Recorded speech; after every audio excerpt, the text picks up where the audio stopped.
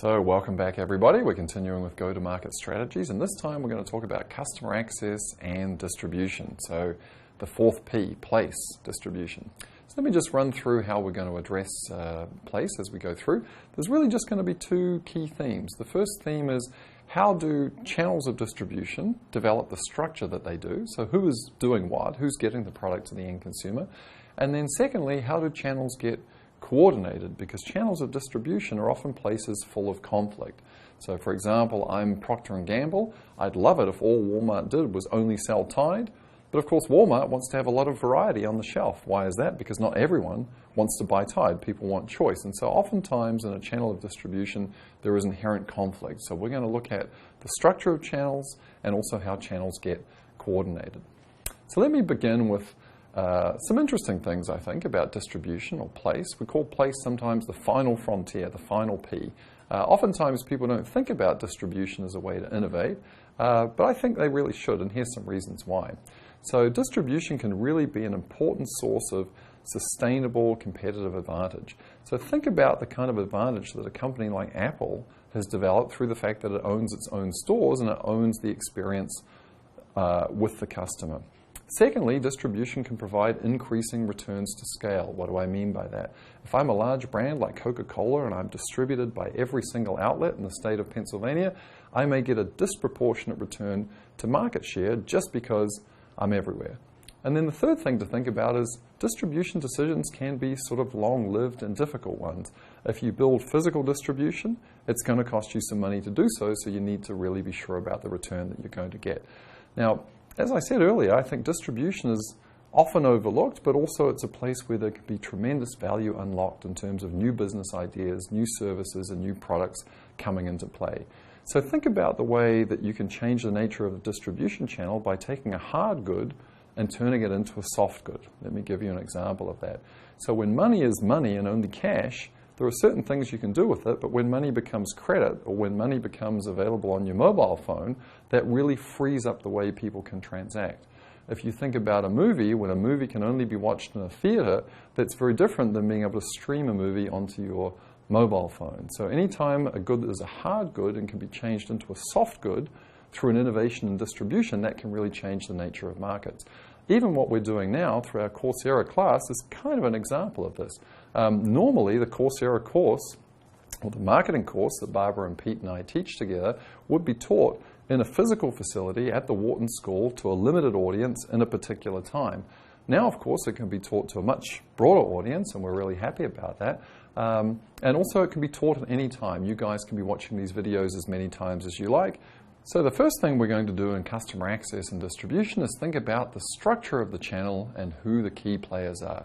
And the most basic thing to think about here is whether a channel is direct, meaning that the provider of the good or service is going straight to the end user, or whether or not there are some intermediaries or layers involved. And let's look at this example on the slide of the American Hospital Supply Company to kind of illustrate why sometimes it can be efficient to place an intermediary between the producer of a good or service and the end user.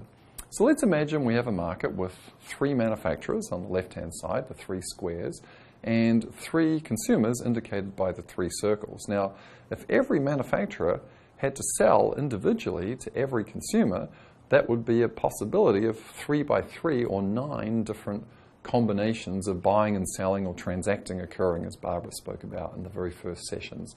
On the other side, imagine now that a distributor or a middle person comes into this market. There are still 3 manufacturers and 3 consumers, but now the 3 manufacturers just sell their product to the distributor and the 3 consumers just visit the distributor or the retailer. So now there are only 6 possible interactions. So by adding a distributor to a channel, creating an indirect channel, I've dramatically reduced the number of transactions. Well, probably not dramatically in this example, but if you look below the line, it's certainly dramatic. So American Hospital Supply found that it could reduce the total number of transactions that would be needed in this market from 850 million by aggregating down to only about 100,000. It's still a lot, but it's a huge reduction. So that's the economic theory of why an indirect channel is sometimes preferred over a direct channel, because it reduces the total number of transactions that are required.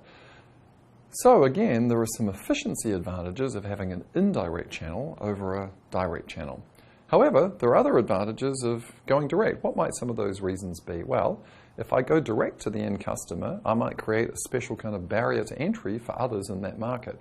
So now, for example, that Apple, as a manufacturer, goes direct to its end customers through its own retail store, makes it difficult for other sellers of hardware and related software to do the same thing or to do it just as well. Another reason for going direct is you get sometimes much better feedback from the market. If you have to rely on some intermediary to tell you what customers really like, what variety and what prices, they may be unwilling to do so. So by going direct, you can kind of go around or cut out the middleman. The third thing that you can do is you can sometimes bundle other goods or services more efficiently, higher margin products. So if I go into the Apple store to buy an iPhone, maybe they can also sell me a laptop and some other devices while I'm in there, because now the manufacturer is controlling that channel and going direct to the end consumer. So what I'm showing here now is a diagram that kind of explains in graphical form all of the things that happen in a channel of distribution, all of the various flows that have to take place. This is a pretty long channel of distribution, as you can see, going all the way from the supplier of the good and service on one side, all the way to the end customer on the other side. So here are the 5 things that have to happen, and this is an interesting diagram because it also helps you understand how this flow can be disrupted. So first of all, physical product has to move from the supplier all the way down to the end user. Secondly, sometimes there's a flow of title or ownership. Of course, there's a flow of payment, sometimes how the end user has to send the payment back to the supplier. And then, of course, there is information and promotional flows as well. So what I want us to think about here is in a channel of distribution, there are players who are responsible for the flow of both goods and information.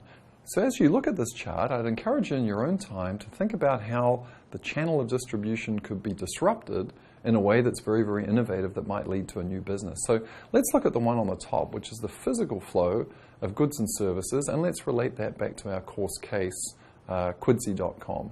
So how did Quidsy change or disrupt this existing channel of distribution? Well, in the pre-Quidsy days, if I wanted to buy some detergent, I had to go to a supermarket who'd received that product from a manufacturer via warehouses and distributors, pick it up myself and take it home.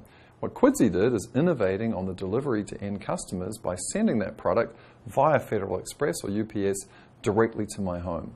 We're seeing, of course, increased innovation in this area too, as companies like eBay, Google, Amazon, and so on are figuring out ways to either send things directly to our home, if they're physical goods and services, or perhaps send them to intermediary places like existing stores where there are lock boxes and we can then go and pick them up. The same thing also applies for services, not just for physical products. Think about the process whereby in the old days you might want to book a hotel if you were going to New York City for a vacation. You might have to call a travel agency or even go to the hotel website and find out if the product was available or call somebody.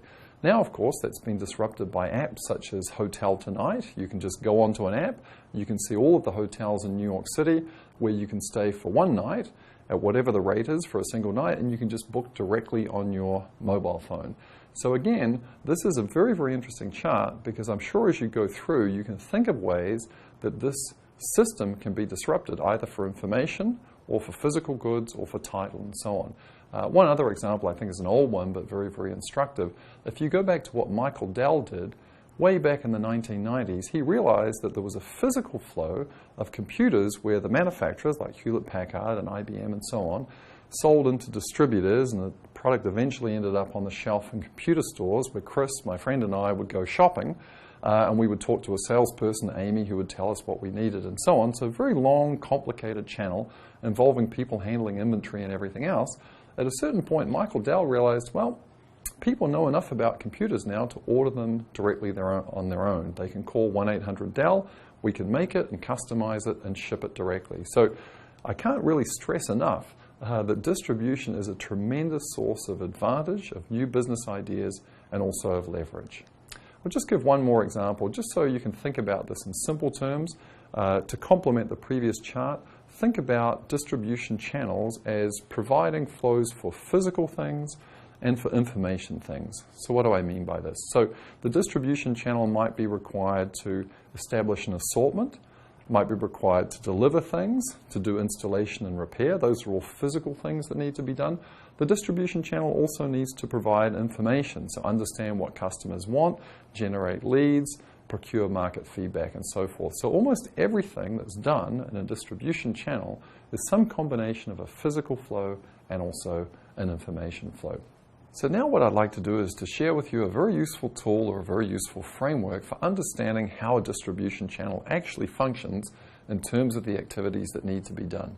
It's called a hybrid grid. A hybrid grid is just simply a matrix. I know you learned a lot about various matrices from Pete. This is the same idea in a different context. So the columns of our matrix are going to be the activities that need to be performed, everything from generating initial leads all the way through to the sale of the product or service, and then potentially even after sale. The rows are going to be the individuals or entities who will be responsible for performing these various tasks. And the idea is you want to construct a system of distribution that's optimized for the customers that you're trying to reach. You want the exact right person to be performing the exact right customer such that the channel operates efficiently and smoothly. So the example I'm going to give is an interesting product. It's actually a business-to-business product sold to farmers. It's called BGH. It's a bovine growth hormone. I'm not suggesting that you should buy any of this, but I'm going to show you how it works in terms of the hybrid grid. So the marketing challenges for the company, Monsanto, who produced this product, were multiple. In particular, they had 4 things they really had to worry about. So how could they educate farmers that this was a good thing to use on their herd? How could they assure quality? How could they make sure that the farmers were using it correctly? And then also, how could they recycle and take care of used syringes and so on? So the question was, who on earth is going to do what? So now let me show you this by way of a chart. Again, you can see from the left to the right in the columns are all of the activities that need to be performed. Everything from generating awareness all the way through to monitoring that the vets and the farmers are that the farmers are using the product appropriately. On the on the rows, we see all of the entities or individuals who are responsible for various activities. And where I blued in the square, the idea is this is the optimal combination of activity and person who's performing it.